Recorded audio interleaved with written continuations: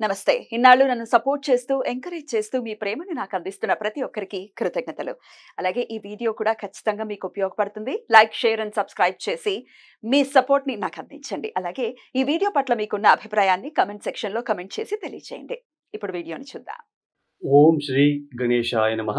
ఓం శ్రీ విష్ణురూపాయ నమః శివాయ. నమస్కారమండి. 2024 జూన్ మాసంలో ద్వాదశ రాశుల వాళ్ళకి ఈ మాసమంతా ఎలా ఉందో తెలుసుకుందాం. దానికన్నా ముందు ఎవరైతే ఈ వీడియోని చూస్తున్నారో లైక్ చేయండి, షేర్ చేయండి, సబ్స్క్రైబ్ చేసుకోండి. మరియు ఈ ఒక మాసంలో గ్రహ సంచారం ఎలా ఉందో తెలుసుకుందాం.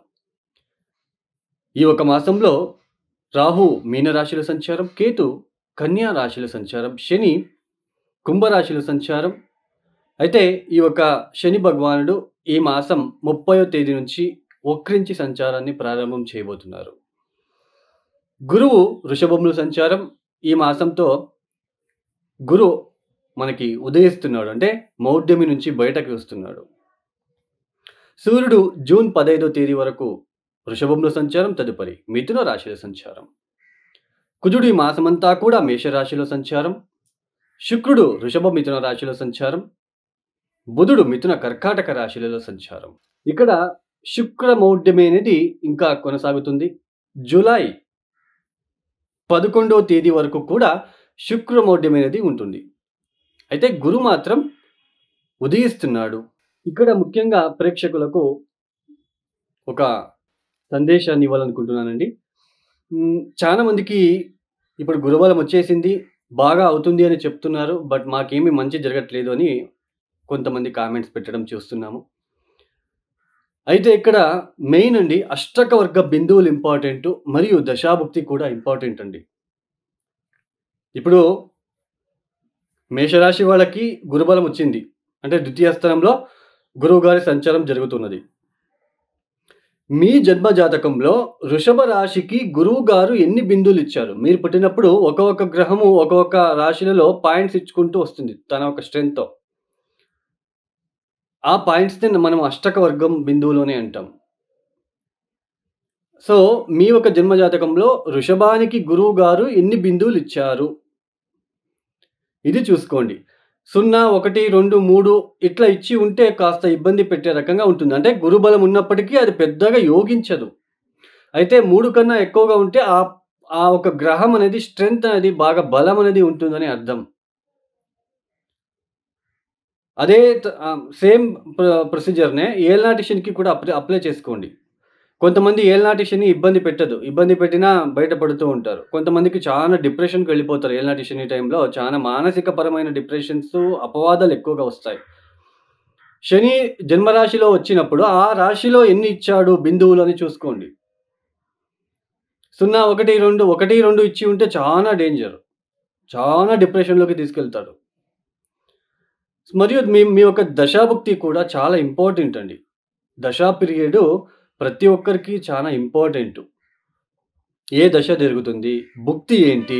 ఆ దశాభుక్తికి తగ్గట్టుగా మనం పరిహారాలు చేసుకుంటూ వెళ్ళాలి. ఇప్పుడు బుధ మహాదశ రాహుభుక్తి జరుగుతుంది అనుకోండి. శివ సహస్రనామం చదువుకోవాలి. మనమే ప్రతిరోజు చదువుకోవడము, లేదా మనము పంతులతో ఏదైనా శివాలయానికి వెళ్ళి శివ సహస్రనామం చేయండి అంటే చేస్తారు. అదే ఇప్పుడు మనకి గురు మహాదశలో రాహుభుక్తి అనుకోండి. తిలా హోమం చేసుకోవాలండి. తిలా హోమం అంటే ఇది పితృదోషాలలో పితృదోష పరిహారం చేసేటప్పుడు ఆ పరిహార భాగంలో తిలా హోమం అనేది కూడా ఒకటి ఉంటుంది.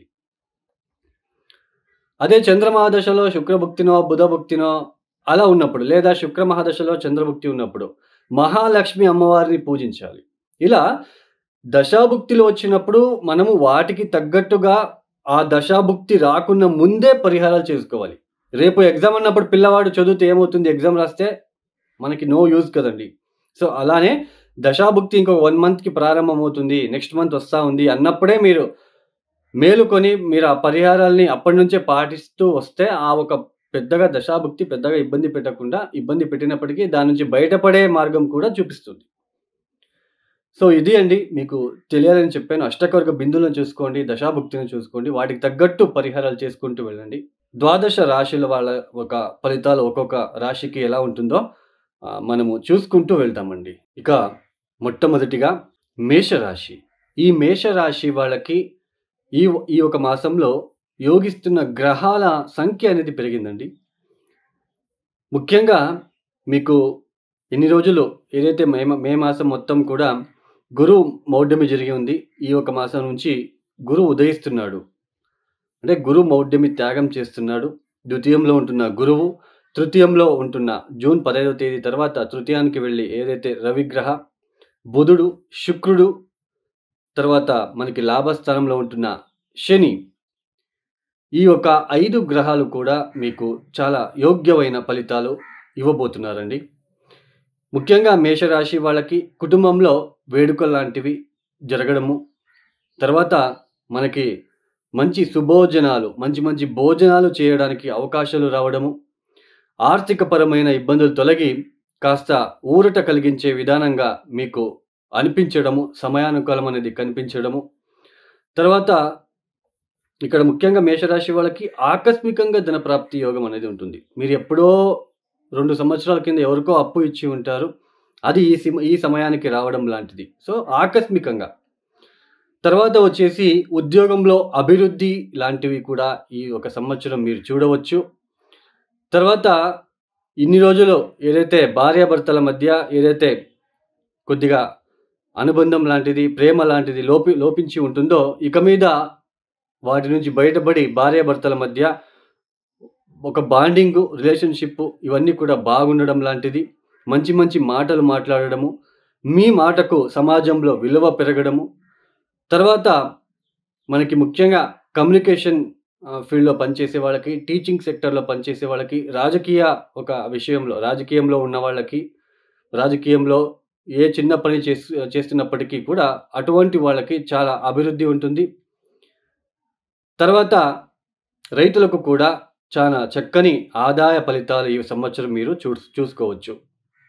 అయితే ఈ యొక్క మేషరాశి వాళ్ళకి ముఖ్యమైన విషయం ఏంటి అంటే, ఈ మే మాసంలో ఏదైతే మీరు వ్యయస్థానంలో రాహు మరియు కుజ వలన మీరు ఇబ్బందులు పడ్డారో, అన్నెసెసరీ టెన్షన్సు, నిద్ర సమయానికి సరిగ్గా నిద్ర లేకపోవడము, నిద్ర చేయలేకపోవడము, ఏదో ఆలోచించడము, ఆకస్మికమైన కొద్దిగా హెల్త్ ఇష్యూస్ లాంటివి, తర్వాత అలిసిపోవడం లాంటివి.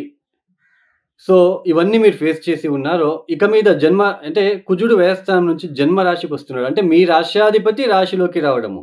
సో, మంచిదే. ఆరోగ్యపరమైన ఇబ్బందుల నుంచి బయటపడతారు. శరీర ఒక దృఢత అనేది కాపాడుకోగలుగుతారు.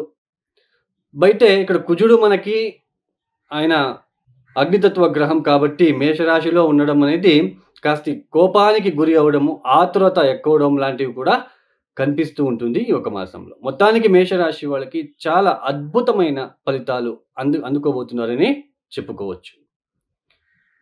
ఈ యొక్క మేషరాశి వాళ్ళు తప్పనిసరిగా పెసలతో చేసినది ఏదైనా మీరు ఈ యొక్క మాసం 10వ తేదీ తర్వాత బుధుడి యొక్క స్థితిగతులను మనం పరిశీలిస్తే మనకి ఆయన చతుర్థానికి వచ్చేస్తాడు కర్కాటక రాశికి. సో, పెసలతో చేసిన పదార్థాలని మీరు ఆవులకి తినిపించే ప్రయత్నం చేయండి. లేదా పచ్చ ఆకులు, పచ్చ కూరగాయలు లాంటివి ఆవులకి తినిపించే ప్రయత్నం చేసుకోండి. ప్రతిరోజు కూడా సుబ్రహ్మణ్య కరావళంబ స్తోత్ర పారాయణం చేసుకోండి. నల్ల మినుములతో చేసిన వడలను ఆహారం రూపంలో కాలభైరవేశ్వరుడికి శనివారం పూట రాహుకాలంలో వేయడము, ప్రతిరోజు కూడా ఆదిత్య స్తోత్ర పారాయణం చేసుకోవడం ద్వారా, మరియు పక్షులకు, కుక్కలకు ఆహారం మరియు నీళ్ళని అందించడం ద్వారా మరిన్ని శుభ ఫలితాలని మీరు సొంతం చేసుకోవచ్చు. ఈ ఒక వీడియో మీకు నచ్చితే లైక్ చేయండి, షేర్ చేయండి, సబ్స్క్రైబ్ చేసుకోండి. సర్వే జనో సుఖినో భవంతు. ధన్యవాదములు.